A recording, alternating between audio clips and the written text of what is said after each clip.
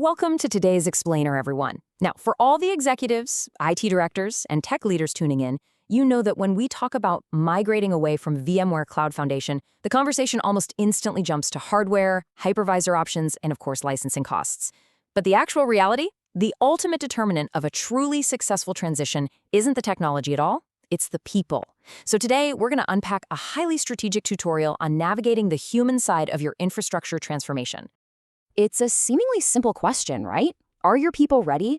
But the financial and operational risks of ignoring human readiness are absolutely severe. I mean, think about it. A beautifully architected physical infrastructure basically means nothing if your team doesn't have the muscle memory to operate it under intense pressure. Okay, let's dive into this. We're going to look at the exact framework you need to ensure your staff doesn't just survive this cutover, but actually masters it. To guide us through this, we're leaning on some fantastic strategic advisory material from Virtualization Options LLC. Their technology research and education organization and their deep dive into the VCF migration process provides a really solid, battle-tested blueprint for leaders who are managing this exact scenario.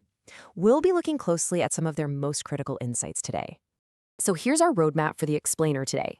First, we'll cover why training drives success. Then, assessing your skills gap, followed by defining your target stack. After that, controlling the migration narrative, mid-migration real-time learning, and we will wrap it all up with your 30-day action plan. All right, let's jump right into part one, why training drives success and the strategic case for investing in your people. You see, technical success is entirely dependent on staff readiness, and it really comes down to what we call the abstraction gap. For years now, your staff has probably been super accustomed to VCF's beautifully abstracted compute, things like vSphere, NSXT, and vSAN. But transitioning back to physical infrastructure, well, that's a massive shock to an IT team system. They suddenly have to relearn this bare metal reality completely from scratch. We are literally talking about BIOS and UEFI configuration, RAID controllers, hardware fault diagnosis, and managing firmware through tools like Dell iDRAC or HP ILO. Honestly, transitioning to bare metal is kind of like learning to drive a manual transmission after spending years in a self-driving car.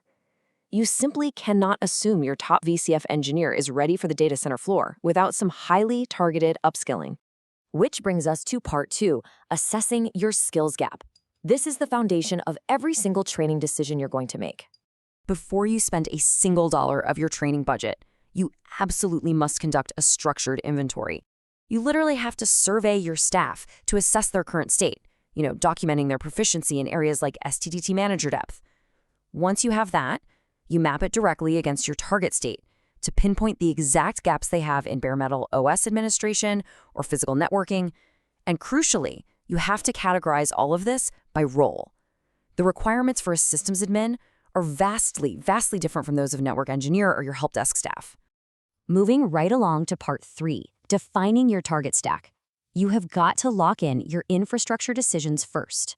Procuring training before you actually confirm your target stack is just a massive risk to your budget. Now, what's really interesting about this matrix is how the rules directly map to primary domains. Once you choose your new hypervisor, whether you're going with Proxmox, Hyper-V, or Nutanix AHV, and you pick your networking and storage vendors, your system as admins instantly hit a critical priority level on VM lifecycle and firmware management.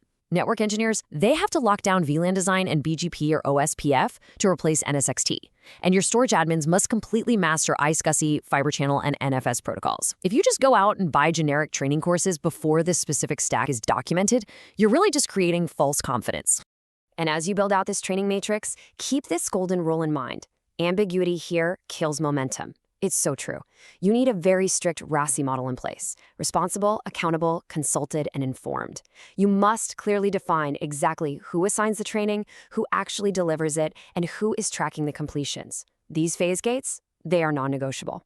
Basically, no migration phase should begin until the prerequisite training is officially signed off by the responsible manager.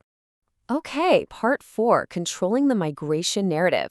This is all about managing those internal and external perceptions. Communication governance is honestly one of the most overlooked, yet absolutely critical aspects of any major infrastructure overhaul.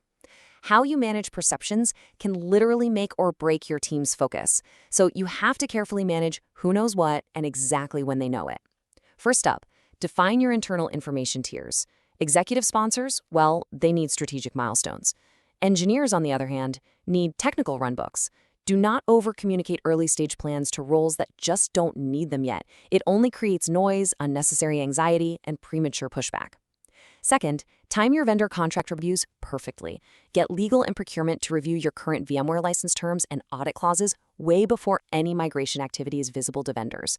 You want to fully understand your obligations before a random vendor inquiry forces the conversation. And finally, establish the point of no return. Define the precise technical threshold where the migration becomes totally irreversible, like when the very last production workload leaves VCF or when licenses simply aren't renewed. Hitting this threshold is your exact trigger for external announcements, which completely removes any lingering ambiguity. That brings us to Part 5, Mid-Migration Real-Time Learning, or, as I like to call it, Training Under Fire in the War Room. Now, this is crucial. Chapter 5 of the Virtualization Options Advisory dives really deep into this exact phase, and this brilliantly illustrates the high-pressure incident response loop. When a P1 or P2 incident occurs mid-migration, it has to trigger a highly structured response. Nobody should be sitting around guessing who to call. The team resolves it using the runbooks you established beforehand. But here's the real secret weapon from Chapter 5, Step 3, the 15-minute debrief. Post-incident debriefs are actually the single most powerful training events of your entire project. Make them absolutely mandatory. Document the root cause, figure out the prevention measure, and then, in Step 4, feed those lessons immediately back into your living runbooks. This is how you build invaluable institutional IP in real time. Technical performance during this high-stress window is completely inseparable from team resilience. Leaders, you have to actively manage the human layer here. Communicate daily wins so your team actually sees their progress under stress. Keep a close eye out for burnout signals and skill anxiety before they morph into actual project risks. And most importantly, reframe mistakes explicitly and repeatedly. Errors that happen in a supervised migration context, those are learning events. They are not performance failures. Creating this psychological safety ensures your engineers keep adapting and problem solving, rather than just freezing up from fear. After all, you really don't want your team trying to learn how to swim while they feel like they're actively drowning. Finally, let's wrap up with Part 6, your 30-day action plan. These are the immediate next steps for IT directors. So, let's transition to a chronological roadmap that's going to give you immediate operational control, starting literally today. The crucial point here is laying the foundation right now. Week 1. Launch your skills inventory survey across all IT roles so you can capture that current VCF proficiency and gauge bare metal readiness. Week 2. Confirm your target infrastructure stack, hypervisor, networking, storage, and start shortlisting your training vendors. Week 3. Build out that role-based training matrix based on your inventory results and submit a formal budget request. Make sure that includes lab infrastructure and backfill coverage. And then, Week 4, identify your migration champions and get them enrolled in the very first training cohort. Their success is going to serve as the ultimate proof of concept for the rest of your team. At the end of the day, training readiness is migration readiness. You really must start now, not weeks from now at the project kickoff. Every single week you delay just compresses your team's runway to learn, and that exponentially increases your cutover risk. Your infrastructure plan might look absolutely flawless on paper, but if the hands on the keyboards aren't prepared, the project fails. So I'll leave you with this final, critical question to take back to your leadership team today. When does your training start?